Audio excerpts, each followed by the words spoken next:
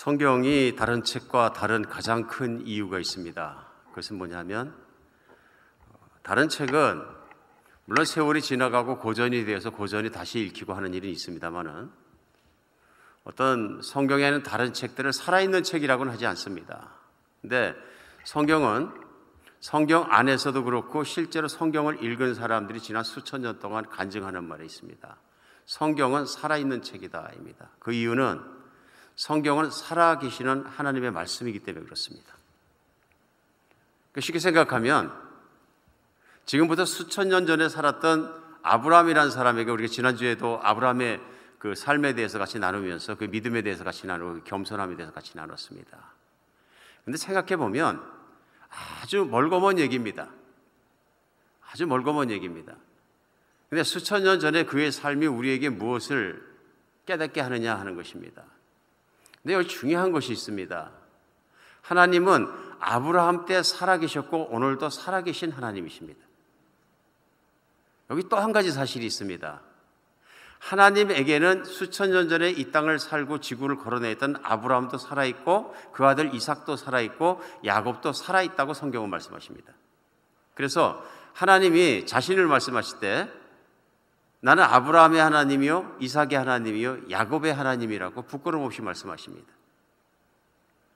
그 이유는 그들이 성경 안에서 하나님께서 이 땅에 있는 사람들을 복주시는 통로로 쓰임받았기 때문에 그렇습니다. 그리고 아브라함 이후로 지난 수천 년간의 지구의 역사는 성경 말씀 안에 하나님께서 그를 통해서 또 그 자손들을 통해서 약속하셨던 성경 안에 드러나는 약속의 말씀들이 그냥 지나가는 말씀이 아니라 살아서 수천 년간 그 말씀대로 이루어졌다는 것을 증거하고 있습니다.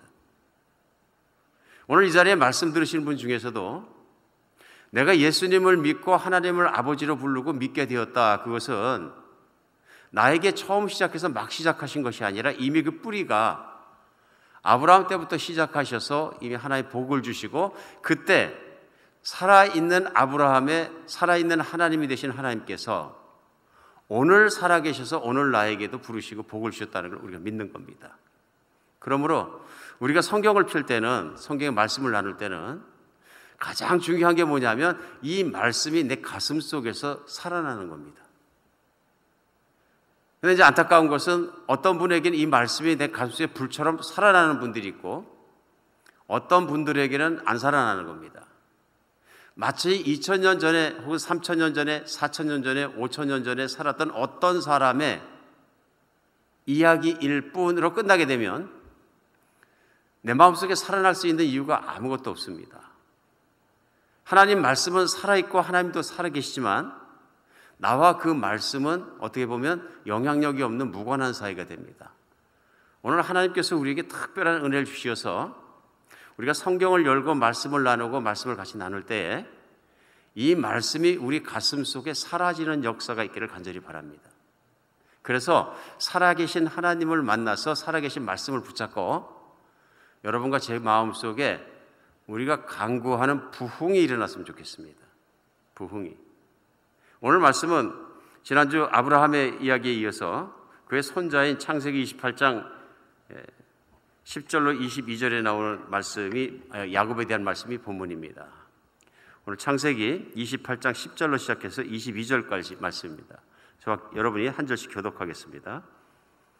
야곱이 부엘세바에서 떠나 하란으로 향하여 가더니 한 곳에 이르러는 해가 진지라 거기서 유숙하려고 그곳에 한 돌을 가져다가 베개로 삼고 거기 누워 자더니 꿈에 본즉 사닥다리가 땅 위에 서 있는데 그 꼭대기가 하늘에 닿았고 또 본즉 하나님의 사자들이 그 위에 오르락 내리락하고 또 본즉 여호와께서 그 위에 서서 이르시되 나는 여호와니 너희 조부 아브라함의 하나님이요 이삭의 하나님이라 내가 누워 있는 땅을 내가 너와 내 자손에게 주리니 내 자손이 땅의 티끌같이 되어 내가 서쪽과 동쪽과 북쪽과 남쪽으로 퍼져갈지며 땅의 모든 족속이 너와 내 자손을 말미암아 복을 받으리라.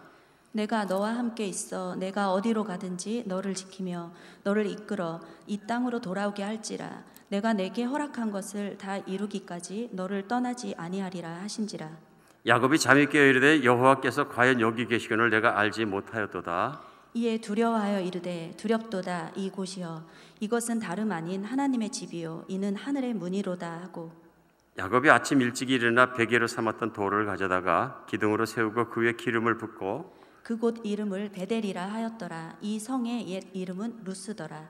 야곱이 소원하여 이르되 하나님이 나와 함께 계셔서 내가 가는 이 길에서 나를 지키시고 먹을 떡과 입을 옷을 주시어 내가 평안히 아버지 집으로 돌아가게 하시오면 여호와께서 나의 하나님이 되실 것이요 함께 읽습니다. 내가 기둥으로 세운 이 돌이 하나님의 집이 될 것이요 하나님께서 내게 주신 모든 것에서 10분의 1을 내가 반드시 하나님께 드리겠나이다 하더라. 아멘.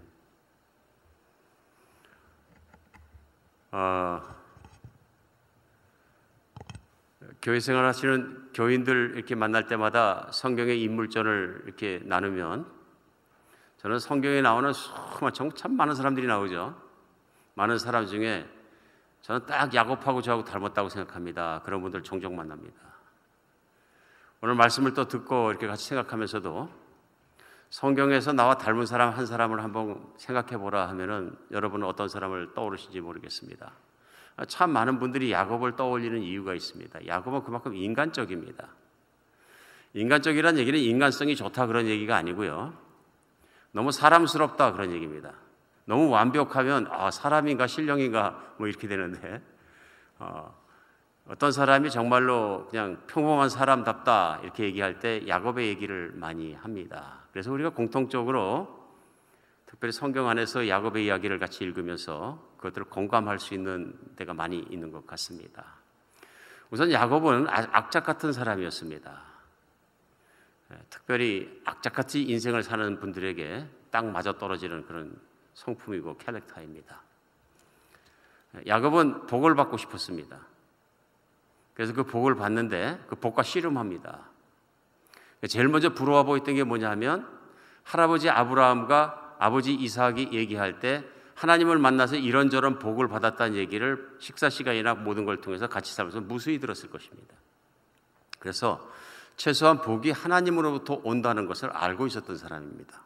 그런데 그 복이 특별히 하나님께서 장자는 더 생각해 주실 것이라는 기대를 하게 되었습니다. 실제로 아마 근동지방에서 그렇고 나중에도 계속적으로 또 모세율법을 통해서도 그렇고 또 살아가는 그 이스라엘 사람들의 모습 속에 역사적으로 장자에게는 유산을 두목을 띄워주게 됩니다. 그러니까 장자의 복이라는 것이 있는 것이죠. 근데 그 장자의 복이 너무 부러워가지고 형이 쌍둥이로 태어났지만은 먼저 태어난 에서가 있었는데 에서가 장자이기 때문에 자기가 빼앗길 수 있는 그 복을 뺏기를 원해서 너무도 잘 알려진 얘기입니다. 팥죽 한 그릇 끓여가지고 장자인 에서가 배가 고플 때 그 찬스를 이용합니다. 사람이 너무 배가 고프면 앞뒤가 안 보인다. 먹는 것만 보인다. 갈증도 그렇지만 배고픔도 그런 것 같습니다. 그때 냄새가 솔솔 나고 따끈한 팥죽이 한 그릇 있으니까 너무 먹고 싶었을 것이다. 그런 에서를 꼬드겨서 그럼 장자권을 내한테 팔라. 그러니까 에서가 그 장자권을 훌떡 팔아버립니다. 지금 장자권이 무슨 문제는 내가 죽게 생겼는데 죽 한 그릇이 중요하지. 그래서 에서로부터 장자권을 빼앗습니다. 어떤 마음으로 에서는 그 장자권을 집어 던졌는지 모르지만 하나님께서는 에서가 그 장자권을 버린 사람으로 보셨습니다. 여기에 무서운 것이 있습니다. 그 이후로 에서는 장자가 되지 못합니다. 하나님의 역사 속에서 사라지는 인물이 됩니다. 이삭은 그것만 그런 것이 아니라 또 아버지의 축복을 받기를 원했습니다. 분명히 아버지가 장자에게 더 축복하실 걸 알고 에서의 모습으로 자기가 에서라 그러고 형의 모습으로 들어가서 어머니와 함께 공모해서 축복 기도를 받아냅니다. 이 기가 막힌 사실을 그 형 에서가 알게 되었습니다. 그리고 아버지 앞에 가서 나도 축복하소서 얘기하는데 아버지가 얘기합니다. 내가 야곱에게 다 축복해서 이제 모든 자가 너를 섬기게 될 것이라고 기도를 해줬으니 내가 어떻게 그걸 번복할 수 있느냐? 그럼 다시 바꿔서 네가 모든 자의 섬김을 받을 자라고 하겠느냐? 오늘 그래서 더 이상은 축복할 게 없다 이렇게 말씀하십니다. 그러니까 에서의 입장에서 생각하면 분통 터지는 일입니다. 그가 내 장자권도 뺏어가더니 이제는 아버지의 축복 기도까지 뺏어가는 나쁜 자가 아닙니까? 근데 이 사람이 사냥꾼이었기 때문에 힘이 셌던 사람이고 날렵한 사람이고 늘 죽이는 것에 일담던 사람입니다. 이 사람이 동생을 죽이겠다고 이를 가르니까 야곱의 처지가 우리 성경 말씀에 나와 있는 것처럼 위급한 처지가 돼서 도망가기 시작합니다. 한순간에 도망자로 변한 것이죠. 생명을 살아야 될 때는 앞뒤 가리고 꾀를 내서 될 일이 아닌 것이죠. 도망가는 것이 상책이다. 그래서 도망가게 됩니다. 도망가는 도망자이기 때문에, 그리고 제 생각에는 아버지 앞에서도 현재의 야곱의 모습은 그렇게 꼭 좋은 모습은 아니었다. 그래서 모든 재산을 이렇게 만들어서 꾸려서 멀리 가서 잘 살아라 해서 낙타에 태워서 바리바리 싸서 보낸 것이 아니고, 우리 시로 얘기하면 엄마가 싸줬을 그저 개나리 보쯤에다가 가다가 썩지 않을 만큼 양식 조금 싸가지고 출발하지 않았나 싶습니다. 그야말로 급하게 야반도주한 도망자의 신세가 되었습니다. 아무것도 없었다 얘기하면 나중에 야곱을 고백할 때 내가 지팡이 하나 들고 떠났다 이렇게 얘기합니다. 얼마나 급히 떠났는지 우리는 알 수 있다 하는 생각을 할 수 있습니다. 오늘 본문은 야곱이 그렇게 해서 피곤한 길을 가다가 몸이 피곤하니까 하룻밤 자려고 노상에서 누운 거죠.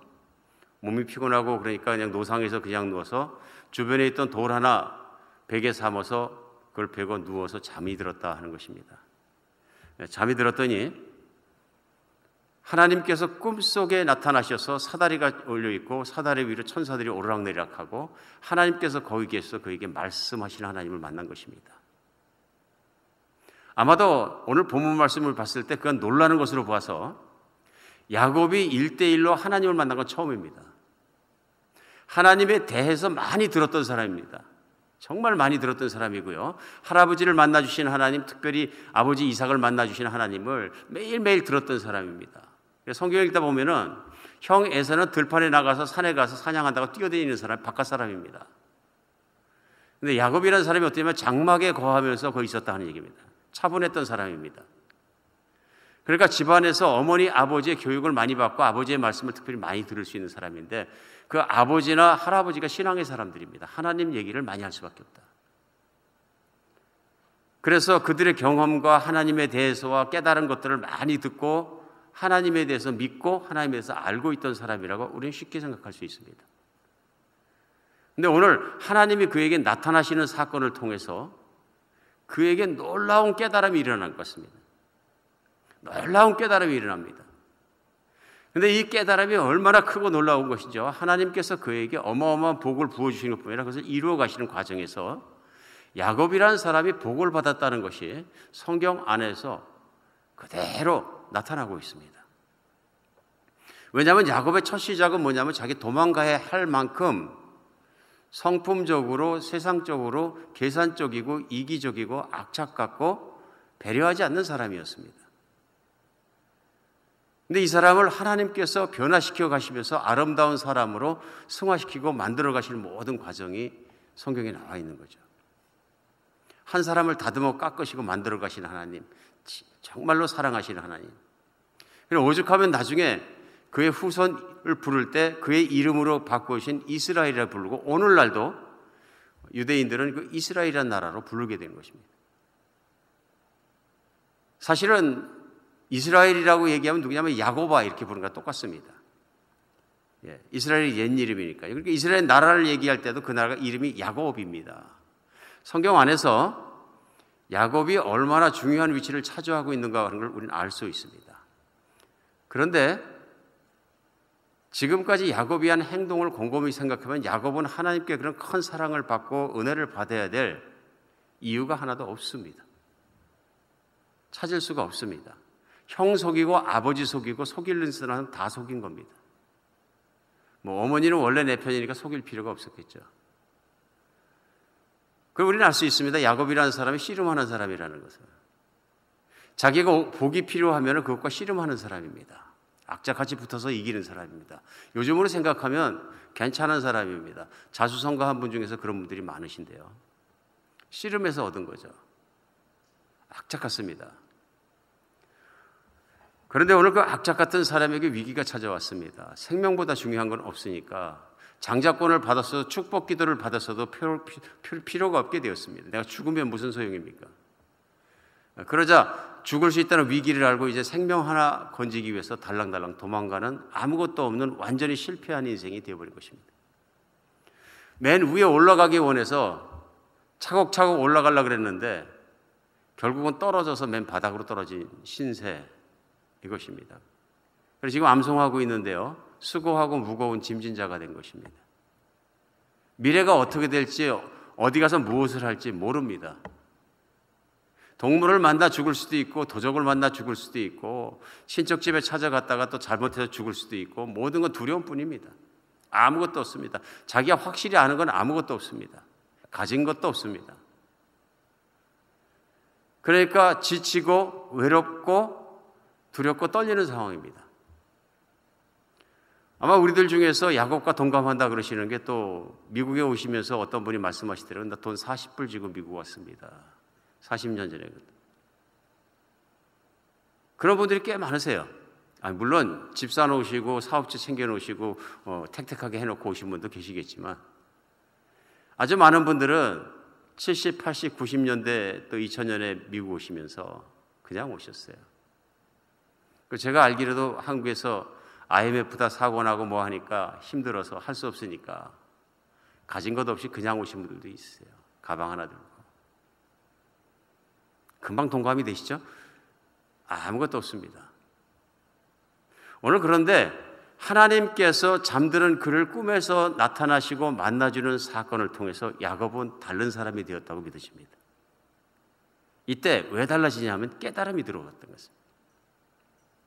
깨달음. 실제로 야곱은 하나님을 만나는 꿈을 꾸고 일어나서 그가 깨달은 얘기를 합니다. 어이구, 여기가 하나님의 집이 있는 데로다. 내가 몰랐다. 깜짝 놀란 것입니다. 이 깨달음이죠. 근데 그 깨달음에도 큰 것이 있습니다. 자기는 이제는 모든 사람에 버림받고 무가치하고 아무것도 의미 없는 존재라고 생각했는데, 하나님께서 그에게 너는 존귀한 자라고 가르쳐주고 계십니다. 큰 깨달음이죠. 자기 존재에 대해서, 하나님에 대해서, 모든 것에 대해서 큰 깨달음이 오는 것입니다.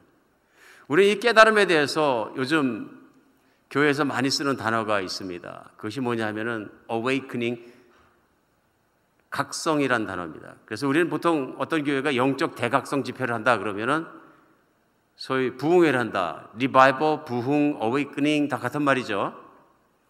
큰 깨달음이 들어와서 그 깨달음으로 말미암아 사람이 손 내부로부터 달라지는 것입니다. 새로워지는 것이고요. 그 리바이벌이죠. 그 생명력을 얻게 되는 것. 오늘 생명력과 기운이 다 빠져버린 야곱에게 하나님이 나타나셔가지고 그를 완전히 부흥시키는 현장을 우리가 본문 가운데 같이 보고 있는 것입니다. 그런 깨달음으로 말미암아서 그는 부흥되었습니다. 놀라운 일입니다. 하나님을 만나면 사람이 부흥되더라 하는 것입니다. 오늘 이 깨달음의 첫 번째는 뭐냐면요, 하나님이 내 삶에 들어와 계시다는 것을 알게 된 것입니다. 하나님이 멀리 계신 하나님이 아니라 바로 내 삶을 지켜보시고 나와 함께 계시고, 내가 가장 공고하고 외롭고 힘든 시간에 나를 찾아오신 하나님은 멀리 계신 게 아니라 내 삶 속에 계시다는 걸 깨닫게 된 거죠. 이건 큰 깨달음이죠. 이제 객지에서 객지 생활을 해야 되고 어떻게 살지도 모르고 아버지도 떠나고 다 떠나고 아무도 기댈 데가 없는데, 그 생각해보면 참 서글픈 얘기입니다. 비참한 얘기고요. 그런데 오늘 하나님이 내 삶을 보고 계시고 내가 너와 함께 있다는 것을 딱 알려주신 현장이 무엇이냐면 하나님이 나타나 주신 것입니다. 오늘 성경 말씀이 화두에 어떤 분에게는 살아있고 어떤 분에게는 살아있지 않을 수도 있다. 어떤 분에게 야곱에 관한 수천 년의 이야기, 그냥 이야기일 뿐이고 나하고는 관계없을 수 있다. 그렇게 말씀드렸는데요. 그 말씀이 내 안에 깨달아지기 전까지, 내게 각성이 되기 전까지는 그냥 남의 얘기일 뿐입니다. 근데 중요한 것이 있습니다. 동일하신 하나님이 오늘도 내 삶에 관심이 있으시고 내 삶 안에 계시고 나와 함께 계시다는 것을 내가 믿고 받아들이는 순간 야곱에게 행하신 하나님의 말씀과 하나님의 것이 내 것이 되고 아멘 하고 받아들일 수 있는 것이 된다는 것이죠. 왜요? 하나님이 살아계시기 때문에 그렇습니다. 이제 야곱은 귀로만 들었던 신앙에서 하나님은 진짜로 살아계시고 진짜 나를 사랑하시고 나를 찾아오셨다는 체험의 고백을 할 수 있는 사람이 된 거예요. 할아버지 하나님, 내 아버지 하나님께서는 나 야곱의 하나님이 되신 거죠. 그러니까 할아버지 하나님, 이삭의 하나님까지는 들어서 됐는데 내 하나님이 안 됐을 때에는 막 모든 걸 내가 씨름하고 싸우고 난리를 쳐야 됐었는데 이제는 하나님이 나에게 나타나시고 나를 사랑하시고 나를 들으신다는 건 큰 일입니다. 그런데 여기 중요한 것이 있습니다. 야곱은 분명히 형과 아버지에게 잘못했습니다. 오늘 나타나셔가지고 네가 형과 아버지에게 가서 사과하고 이렇게 돌아온다면 내가 이렇게 뭐 그런 말씀이 없으세요. 그냥 야곱 하나에 관심이 있으신 것을 볼 수 있습니다. 그래서 사랑하시는 걸 볼 수 있습니다. 그리고 두 번째, 하나님이 내 삶에 들어오셨다는 것을 야곱이 깨달은 것 외에 또 깨달은 뭐냐면요, 하나님은 나를 사랑하신다는 걸 알게 된 거예요. 오늘 15절에 보면요, 하나님이 이렇게 말씀해요. 내가 너와 함께 있어 내가 어디로 가든지 너를 지키며 너를 이끌어 이 땅으로 돌아오게 할지라. 내가 내게 허락한 것을 다 이루기까지 너를 떠나지 아니하리라. 기가 막힌 말씀이거든요. 나는 너와 함께 있겠다. 하나님의 약속입니다. 근데 내가 너를 떠나지 아니하리라. 또 이렇게 컨펌하시는 거예요. 나는 너와 함께 있겠다. 나는 너를 떠나지 않겠다. 여러분 믿으십니까? 야곱에게는 이것 이상 필요한 말씀이 없습니다. 외롭고 처량하고 두렵고 앞길을 모르는 사람에게 희망도 없고 꿈도 없고 아무것도 없습니다. 기댈 데도 없고. 하나님께서 나타나셔서 나는 너와 함께 있고 너를 절대로 떠나지 않겠다. 근데 떠나지 않고 나와 함께 가만히 계신 것이 아니라 나에게 복을 주시는데 땅도 주시고 후손도 주시고 나로 말미암아 전 세계가 하나님의 복을 얻게 될 것에 대한 약속, 그 내용 컨텐츠까지 주시는 거예요. 그래서 내가 너와 함께 살고 너와 함께 떠나지 않고 있는 가장 큰 이유는 너로 말미암아 너도 복을 받고 온 땅에 있는 백성들이 다 복을 받게 할 때까지 내가 그걸 이루기까지는 내가 절대로 너를 떠나지 않겠다 그러죠. 하나님의 선하고 아름다우신 큰 계획이 있으신데 그 계획을 나를 통해서 이루시는데 하나님은 나를 사랑하시고 나를 사용하시고 나의 인생을 꽉 채워주실 이유를 설명해 주신 거죠. 그리고 나는 절대로 너를 떠나지 않겠다 약속하시는 것을 오늘 본문 가운데 알 수 있습니다. 나는 너를 지킬 것이다. 나는 너와 함께 있겠다. 나는 너를 떠나지 않겠다.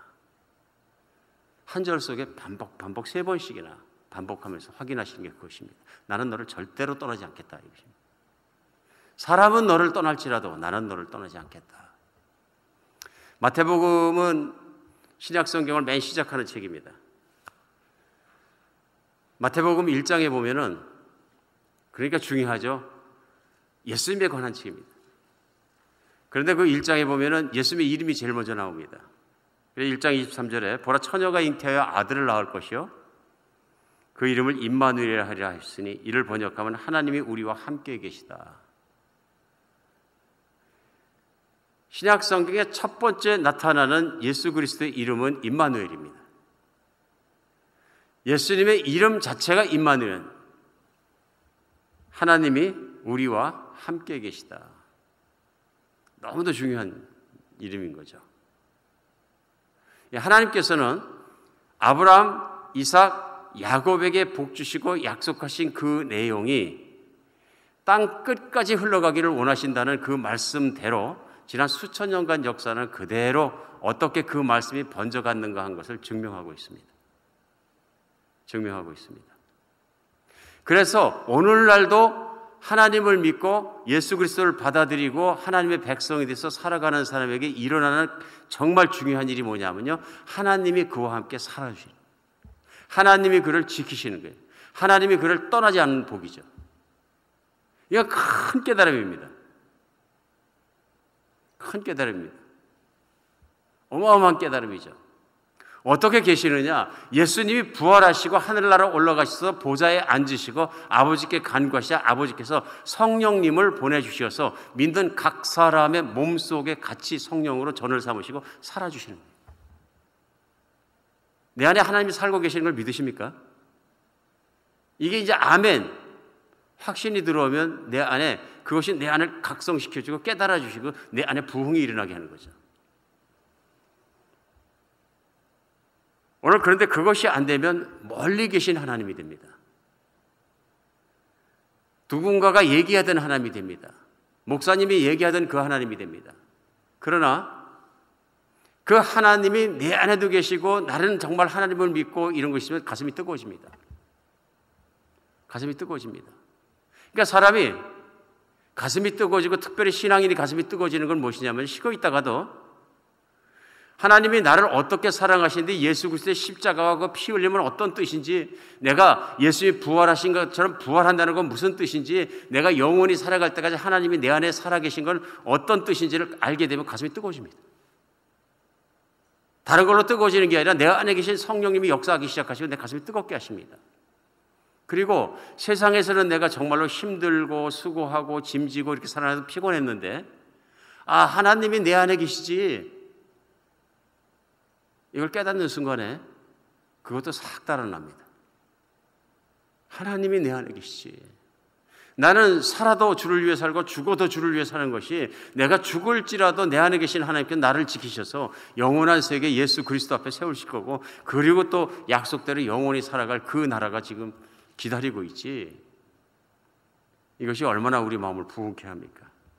야곱은 오늘 본문 속에서 그것을 깨달았습니다. 나는 얼마나 하나님 앞에 소중한 존재인지, 하나님 나를 얼마나 사랑하셔서 그런 플랜들을 가지고 계신지, 하나님 나를 얼마나 존귀하게 대접해 주시는지, 그 하나님을 만난 것입니다. 사랑할 수밖에 없는 것이죠. 세 번째 깨달음은요, 이것입니다. 내가 하나님을 어떻게 대해드려야 되는 것을 깨달았습니다. 그래서 그가 한 일은 뭐냐면 하나님께 헌신합니다. 자기를 드리는 거 헌신이죠. 헌신합니다. 베델에서 하나님을 만나고 그가 한 것은 뭐냐면요, 헌신의 모습을 하나님 앞에 표현하는 것입니다. 그래서 17절에 보면 이에 두려워하여 이르되 두렵도다 이곳이요 이것은 다름 아니야 하나님의 집이요 이는 하늘의 문이로다 하고, 18절에요 야곱이 아침 일찍이 일어나 베개로 삼았던 돌을 가져다 기둥으로 세우고 그 위에 기름을 붓고 그것을 베델이라 하였더라. 이 성의 옛 이름은 루스더라. 베델은 하나님의 집이란 뜻이죠.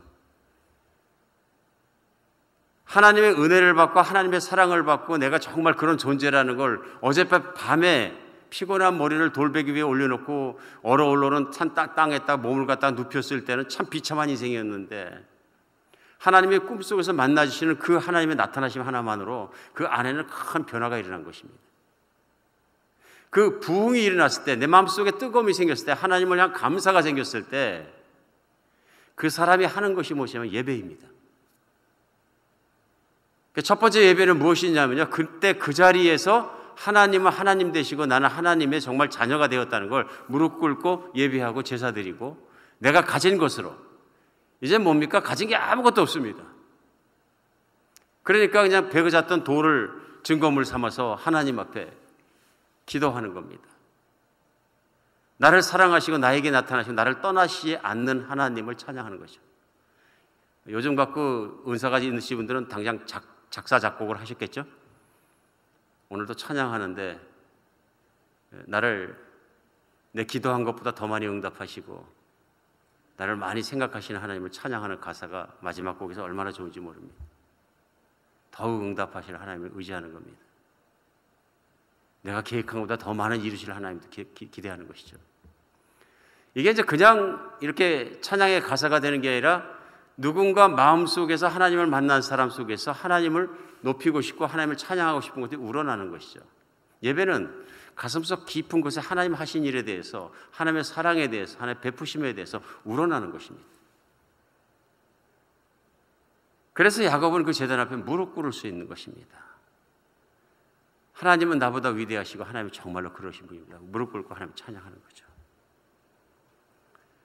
신앙생활은 자기가 언제 어떻게 하나님을 만나는지 그 계기가 있어야 확신도 쉽습니다. 예수님 만나셨습니까? 그러면 예, 만났습니다 하는 확신이 있어야지 신앙생활이 됩니다. 근데 때때로 우리가 그것을 잘 모르면 참 예배를 드리기가 힘들어질 때가 많습니다. 내가 만난 하나님, 나를 찾아오신 하나님, 나를 진정 사랑하시는 하나님을 내가 찬양을 하더라도 그냥 반응을 해야지 참이고 진정이고 신령으로 예배 드리는 건데, 내가 거기에 대한 확신이 없게 되면 흔들립니다. 그러면 노래 따로, 내 마음 따로, 생각 따로 막 움직이는 겁니다. 다 분리되는 체험을 해보셨습니까? 생각은 다른 거 하고 있고, 입은 노래 찬양하고 있고, 마음은 또 다른 기분이고, 이리 찢고 저리 찢고, 그건 뭐냐면 혼란한 상태에 있는 거죠. 혼란한 상태. 마귀가 그렇게 합니다. 마귀가 사람의 영을 미혹합니다. 혼란케 합니다. 어지럽게 합니다. 그런데 오늘 야곱은 부흥이 일어났어요. 어떻게 살지? 무엇을 하지? 형이 쫓아서 죽이면 어떡하지? 별별 생각이 많아가지고 모든 게 다 찢어지고 복잡하고 그냥 만갈래 천갈래 생각이 찢어졌었는데, 하나님을 딱 만나고 나니까 하나님은 생각만 나요. 돌단을 쌓아놓고 하나님을 쳐다보고 하늘을 쳐다보고 하나님을 이렇게 제사를 드리고 예배를 드리고 있으니까 하나님만 생각나고 하나님께 몰입하니까 걱정 근심이 없어지는 거예요. 이게 파워풀한 예배의 힘인 거죠. 오늘 영적 각성과 깨달음이 없어서 하나님 앞에 깊이 나가지 못하실 분에게도 하나님은 살아계시고 나를 사랑하시고 예수 그리스도께서 나를 찾아오시는 걸 믿는 날이 됐으면 좋겠습니다.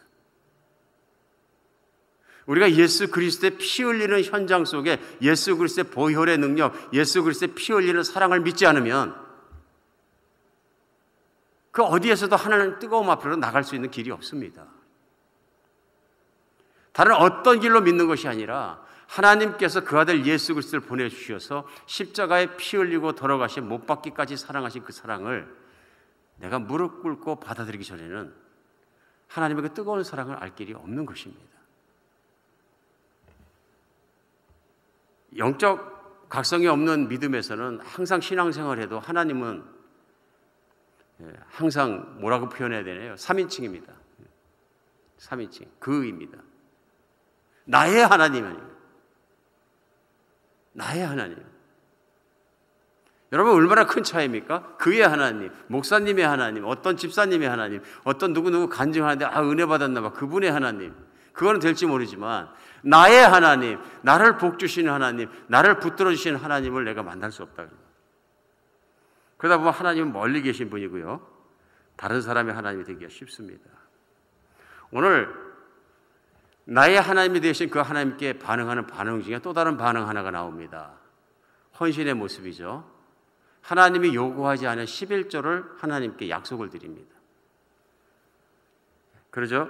그래서 20절에 보면 야곱이 서원하여 이르되, 하나님이 나와 함께 계시어 내가 가는 이 길에서 나를 지키시고 먹을 떡과 입을 옷을 주시어 내가 평안히 아버지의 집으로 돌아가게 하시오면 여호와께서 나의 하나님이 되실 것이요 내가 이 기둥에 세운 이 돌을 하나님의 집이 될 것이요 하나님께서 내게 주신 모든 것의 10분의 1을 내가 반드시 하나님께 드리겠나이다. 달라고 하신 것이 아닙니다. 마음에서 우러난 것입니다.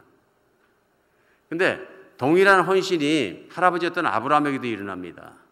조카 롯을 구하기 위해서 군사를 데리고 가서 조카를 찾았고 돌아옵니다. 오는 길에 살렘의 왕 멜기세덱 하나님의 제사장이 나타납니다. 그리고 아브라함을 하나님의 이름으로, 여호와 하나님 이름으로 축복합니다. 그가 축복을 받고 그냥 있는 것이 아니라 그가 얻은 노획물로부터 10분의 1을 얼른 바칩니다. 누가 10분의 1을 바쳐야 된다 그래서 그런 것이 아니라 마음에 우러난 것입니다. 그래 한간에 교회에서 11조 내는 것이 제일 이건 말도 안 되는 얘기다. 그래가지고 심지어는 교회 다니는 사람이라 그러는데 막 그냥 글을 쓰고 올리고 막 난리치는 분들이 많이 계신 걸 제가 보았습니다. 그것이 율법으로 생각하면 그분은 안 하셔도 됩니다.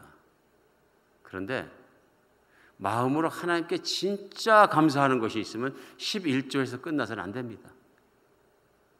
더 드리고 더 드리고 더 드리고 싶어지는 것이 정상입니다. 미니멈이 11조인 거죠. 미니멈이 10분의 1을 하나님께 드림으로 말미암아 이 모든 것이 하나님께로부터 말미암아 온 것을 확인하게 되는 것이죠. 모세의 율법으로 정하셨기 때문에 율법으로 하는 것이 아니라 마음에 우러나서 하는 게 참 예배입니다. 오늘 하나님을 진심으로 사랑하고 그 은혜를 체험하고 영적으로 각성이 되고 부흥이 일어난 사람은요, 하나님 앞에 돈 때문에 덜덜 떨지 않습니다.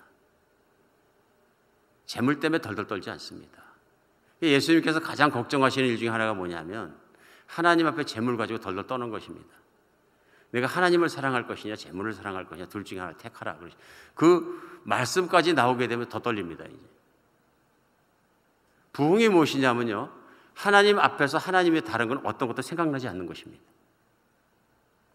이게 야곱 안에 깨달아진 것입니다. 그래서 그 자신으로서 소중하게 여기는, 만약에 내가 돈을 벌더라도 그 돈을 번 걸 하나님께 올려드리겠습니다 하는 얘기는 뭐냐면, 그가 하나님 앞에 헌신하고 말할 수 있는 그때 당시로서는 가장 귀중하게 생각하는 서원이고 고백이었던 것을 알 수 있습니다. 오늘 아마 은혜 깊이 받으신 분들이 20절에 서원이라는 단어가 나오기 때문에 내가 정말 하나님께 생명 없고 은혜 받았을 때 했던 서원이 생각납니다. 그런 분 많이 계신데 갚으시기 바랍니다. 하나님 기억하십니다. 20년간 외삼촌 라반의 집에 가서 극도의 고생을 하면서 재산을 잃게 되는데요, 마지막 순간에 라반 외삼촌의 표정이 이상해집니다. 잘못했던 죽을 것 같습니다. 그때 하나님이 나타나셔서 말씀하십니다. 내가 베델에서 내게 했던 약속을 지켜라. 기가 막힌 일입니다. 그게 복이거든요. 그때 그 부흥이 되었을 때, 그때 내가 하나님을 사랑했을 때, 그때 마음 먹었던 것과 그 마음으로 돌아가자. 그래, 너는 지금부터 고향으로 돌아가자. 하나님 말씀하십니다. 그러면서 뭐라 그러시냐면 나는 베델의 하나님이다. 이렇게 말씀합니다. 오늘 이 베델의 사건은 정말로 중요한 사건입니다. 야곱에게. 그런 진정으로 베델에서 하나님을 만나서 신앙을 갖게 된 것입니다. 그리고 그 신앙이 자라갑니다. 20년 뒤에 하나님 말씀하십니다. 베델로 돌아가자. 나는 너의 베델의 하나님이니라. 뭐 어떤 분은 요즘에 뭐 인터넷이 많이 나오니까 막 난리도 아닙니다. 신학교 나오셨다 그러는데 무슨 뭐 얘기하면서 베델에서 야곱이 기름을 돌에다 부었기 때문에 우상을 섬긴 거다, 우상이다. 성경은 하나님께서 야곱에게 나는 네가 나한테 예배드렸던 바로 그 베델의 하나님이라고 분명히 말씀하십니다. 인간이 생각을 너무 많이 하면 엉뚱한 얘기를 하게 되는 것 같습니다. 베델의 하나님, 변함없는 하나님이십니다. 인간의 부족함을 알지만 그래도 사랑하시는 하나님이십니다. 야곱은 그렇게 하나님의 총애를 받고 그가 어떻게 하나님께 대해드리는 것을 깨달았던 사람입니다. 사랑하는 여러분, 이 주일에 여러분과 제 마음도 이렇게 깨달음이 들어오고 대각성이 되고 하나님이 내 안에 계시고 하나님이 나를 사랑하시고 나를 붙들고 계시다는 게 다시 한번 깊이 생각나서 이제는 정말 눈에 보이는 거로 살지 않고 육신을 따라 살지 않고 성령을 따라 살 수 있는, 내 안에 계신 성령님을 따라 살 수 있는 여러분과 제가 됐으면 좋겠습니다. 우리가 얼마나 눈에 보이는 거 따라 살기가 쉽습니까? 하루하루 살다가 내가 할 일들, 아젠다들, 뭐 살아가야 될 일들, 주변 일들 생각하다 보면 하나님 멀찌감치 가버리고 온 생각이 번잡해지고 마음도 요란해지고 그럴 경우가 얼마나 많습니까? 하나님이 내 안에 계십니다. 이건 가장 기본적이자 가장 중요한 깨달음입니다. 말씀이 살아나야 되고 그 말씀이 우리를 붙들어 주셔야 됩니다. 하나님은 내 안에 살아계시고 하나님 나를 사랑하십니다. 기도하겠습니다.